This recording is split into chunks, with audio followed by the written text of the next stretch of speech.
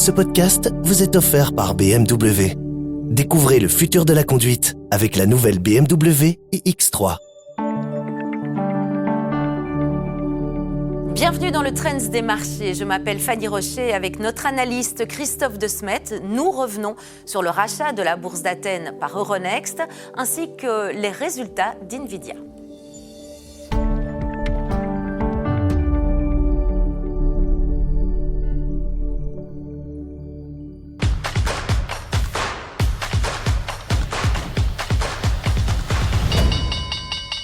Il est temps présent de nous pencher sur le trend des marchés. Les bourses européennes ont clôturé en hausse, profitant notamment des résultats supérieurs aux attentes de NVIDIA qui ont rassuré les marchés quant à l'évolution à court terme du segment de l'intelligence artificielle.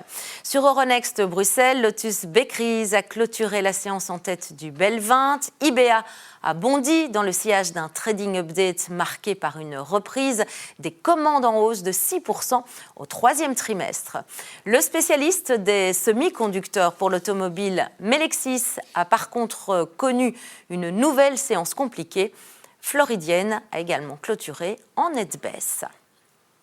Deux informations importantes de l'actualité financière et boursière. Les bons résultats d'NVIDIA, on vient de l'évoquer, publiés hier soir, mercredi après la clôture. On y revient dans un instant. Mais également le rachat d'Athènes par Euronext. Et on en parle avec notre analyste Christophe De Smet. Bienvenue Christophe. Bonsoir Fanny. On en parle en effet, puisque c'est important évidemment. C'est une grosse transaction.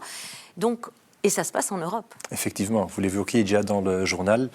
Le groupe pan-européen Euronext, connu pour la fusion des bourses de Milan, de Lisbonne, Paris, Amsterdam, Oslo, Dublin et Bruxelles, avait lancé une offre le 6 octobre passé, une offre amicale sur Atex, ouais. La société mère de la bourse d'Athènes. Et cette offre est réussie car 74% des droits de vote ont été apportés durant la période de cette offre. Et donc, à partir de la fin novembre, Atex fera partie du groupe Euronext. Alors, c'est quoi le but de cette transaction, Christophe ? Tout d'abord, ce rachat devrait générer à peu près 12 millions d'euros de synergie, et ceci à partir de la fin de 2028.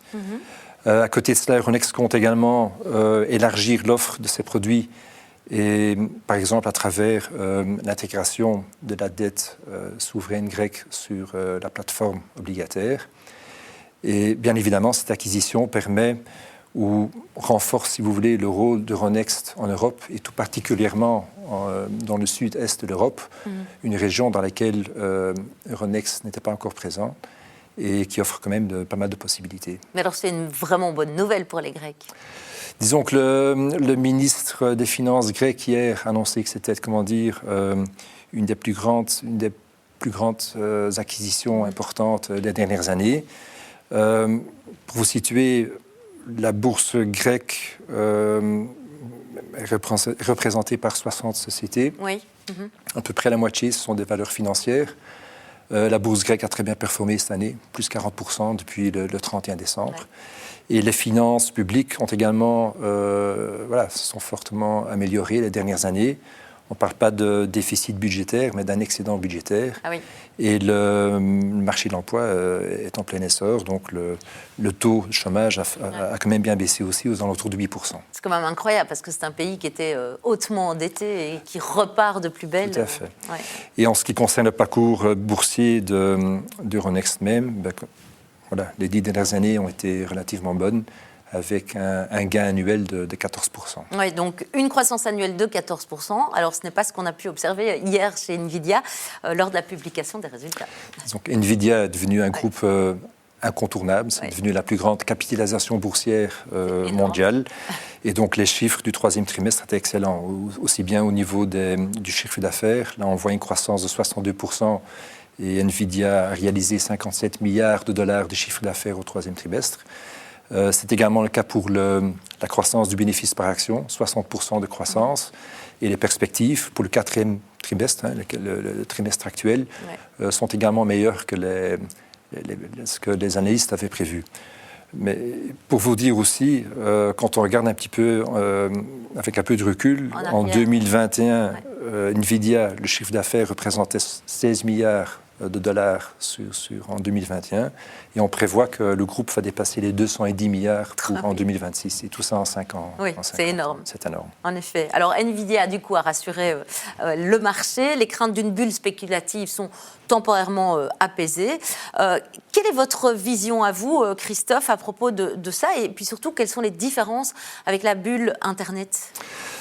Tout d'abord, on a entendu hier, à travers les propos du PDG, du CEO de Nvidia, c'est que la demande des puces IA reste excessivement élevée et surpasse largement l'offre.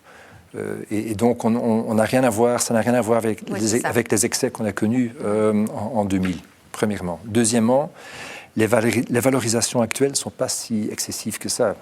Quand on regarde en 2000, l'éclatement de la bulle Internet, le Nasdaq se traitait à 65 fois le cours bénéfice. Aujourd'hui, on est à peine à 30-35 fois, beaucoup moins.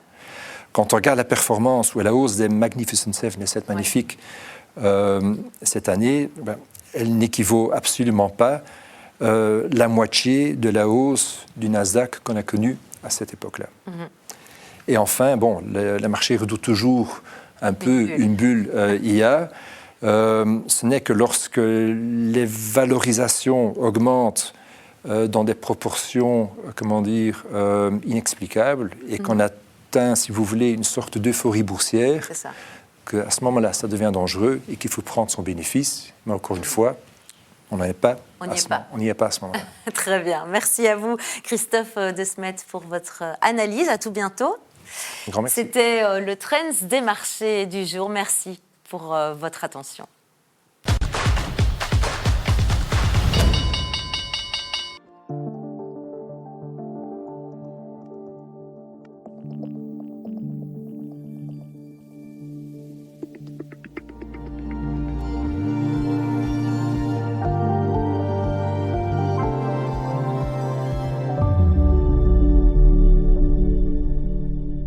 Ce podcast vous est offert par BMW.